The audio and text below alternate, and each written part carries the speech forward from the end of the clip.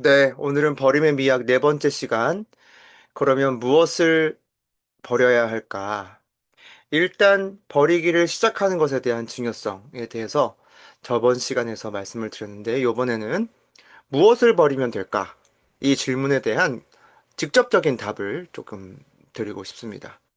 삶의 질을 바꾸는 버림의 5대 핵심 영역, 이렇게 잘 정리를 해줬는데요. 우리가 여기도 아주 참 좋은 통찰이 있네요. 우리는 무언가를 더해서 인생이 바뀌기를 기대하지만 실제로는 불필요한 것을 덜어낼 때 비로소 본질이 보입니다. 그래서 5가지의 오늘은 버림의 영역을 정리를 해왔어요. 첫 번째, 물리적 공간입니다. 네, 물리적 공간. 당연히 이건 처음 아주 기초적인 것이죠. 청소부터 시작해서 물리가 보이는 물리적인 공간. 버려야 할 것이 분명히 쌓여 있거든요. 1년 이상 한 번도 입지 않은 옷, 뭐 유통기한이 지난 약이나 식품, 책상 위에 쌓인 서류나 영수증, 언제나 쓸 것 같다 쟁여둔 잡동사니. 그러니까 우리의 심리의 영향이기도 한데 언젠가는 필요하겠지, 언젠가는 필요하겠지 하는데 그 언젠가는 필요하겠지를 잃어버려서 계속 쌓여져 있는 것들이 굉장히 많다. 차라리 빈 공간으로 비워주면 우리가 그 공간이 오히려 더 우리에게 좋은 영향을 줄 수 있다라는 거죠. 그래서 여기서 보면 버림의 의의를 보면 버린다는 것은 단순히 청소한다는 걸 넘어간다고 해요. 그래서 시각적인 노이즈를 제거하는 행위라고 합니다. 그러니까 눈에 보이는 우리가 무언가를 보고 있는 것도 피곤해요, 사실. 그래서 우리가 자연을 볼 때 힐링이 되고 하는 이유가 우리의 도시가 발생하는 시각적인 노이즈, 시각적인 피로감이 있거든요. 그래서 뇌의 스트레스가 줄어드는 효과가 있습니다. 그래서 정돈된 환경은 내 삶을 스스로 통제하고 있다는 강력한 통제감을 회복시켜준다. 그러니까 불필요한 에너지 낭비가 최소화된다는 거죠. 두 번째는 디지털 환경이 있습니다. 디지털 스페이스. 버려야 할 것, 뭐 설치만 하고 안 쓰는 앱들, 소음만 가득한 오픈 채팅방, 읽지 않고 쌓인 이메일과 뉴스레터. 그러니까 제가 말씀드렸죠. 참여하지 않고 있는 방은 오히려 마이너스가 될 수도 있다. 100%는 아닐 수 있는데 차라리 그것을 과감하게 미련을 두지 않고 끊어버리는 것도 방법입니다. 그래서 저는 뭐 저의 방을 처음부터 말씀드렸습니다.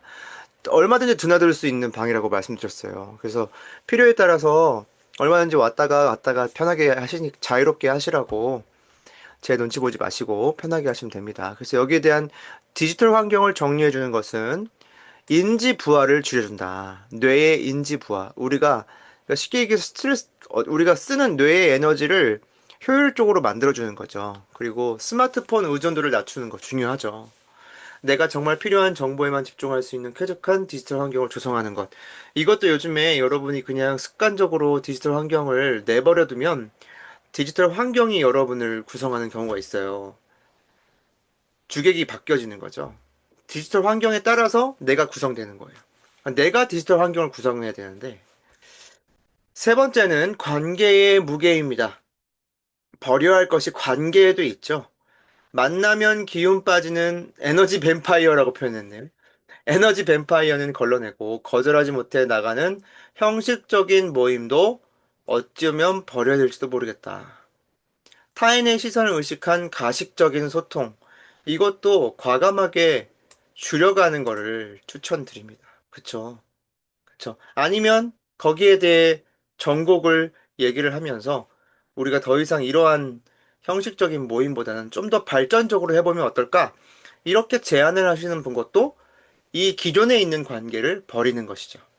그래서 여기 보면 어떤 뜻이 담겨 있는가? 감정 소모를 방지하고 에너지를 보존한다. 그러니까 대부분 이 버림의 공통적인 키워드는 에너지 보존이라는 게 키워드네요. 그쵸? 헐거운 관계들을 덜어내고 나를 진심으로 지지해주는 소중한 사람에게 집중할 수 있는 그때야 비로소 시간과 마음의 여유가 생긴다. 네 번째는 시간의 도둑입니다. 시간 영역에서도 우리가 버려야 될 것이 있죠. 무의미하게 쓰는 시간. 뭐 쇼폰 시청 시간 이거 버려야 될 때가 있죠. 그런데 또 때로는 또 볼 때도 있어요. 우리가 너무 보는 것에 대해서 죄책감을 가질 필요는 없습니다. 조절을 하는 게 절제를 하는 게 중요한 거죠. 습관적으로 먹는 야식, 일을 끝까지 미루는 버릇, 한꺼번에 여러 걸 처리하는 과도한 멀티태스킹. 그러니까 우리가 시간을 사용하는 것에 있어서 비효율적이거나 무가치한 것들, 때로는 해로운 시간들은 제거해 줘야 된다는 거죠. 가용 시간을 확보해서 삶의密도를 높일 수 있다. 그러니까 비로소 버려야만, 비로소 비워내야만 우리가 가치 있는 것들을 채울 수 있는데 그런 선행 작업 없이 무작정 채우려고 하니까 무작정 하려고 하니까 작심삼일로 끝나버리는 거다. 그래서 그래야만 우리가 시간을 확보해야만 하루 한두 시간 딥 워크 시간을 얻을 수 있다. 집중 시간이죠. 마지막으로는 이제 생각의 고리, 마인드셋인데요. 버려야 할 것은 너무 완벽주의, 완벽하게 뭘 해야 된다. 완벽하게 준비해야 시작하겠다는 완벽주의, 이미 지나간 일에 대한 후회, 아직 일어나진 일에 대한 불안, 남들은 저만큼 하는 것에 대한 비교의식, 이런 심리적 회복 탄력성을 위해서 우리가 정리해 줄 필요가 있다. 알아차리고 정리해 주고 의식적으로 반대 방향으로 자꾸 생각을 해주는 것. 그래서 이것이 바로 독서의 영역이 이런 영역이죠. 네. 우리가 책은 불안하지 않잖아요. 왜냐면 책은 정돈된 논리이자 정돈된 이야기예요. 그러니까 정돈이 안 됐을 때는 책을 읽거나 독서를 하거나 이것이 매우 도움이 되신다는 거죠. 그래서 오늘은 여기까지 이렇게 어, 삶의 질을 바꿀 수 있는 버림의 5대 핵심 영역에 대해서 좀 살펴보았습니다. 오늘도 또 AI와 함께 이것을 좀 살펴보았는데요.